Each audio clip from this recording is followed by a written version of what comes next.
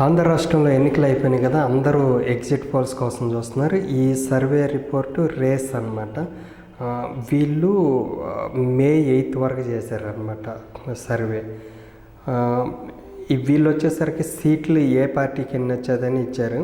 TDP, Janasena, BJP కూటమికి 47 నుండి 52 సీట్లు వచ్చిద్దని, వైఎస్ఆర్సీపీకి వచ్చేసరికి 122 నుండి 128 సీట్లు వచ్చిద్దని చెప్పారు. బట్ మళ్ళీ తిరిగి 2/3 మెజారిటీతో వైఎస్ఆర్సీపీ మళ్ళీ అధికారం నిలబెట్టుకొని మళ్ళీ గవర్నమెంట్ ఫామ్ చేసిద్దని ఇచ్చారు. But at the same time కూటమిగా ఉన్నా సరే టీడీపీ, జనసేన, బీజేపీ బలమైన ప్రతిపక్ష హోదాని అయితే దక్కించుకోగలిగింది.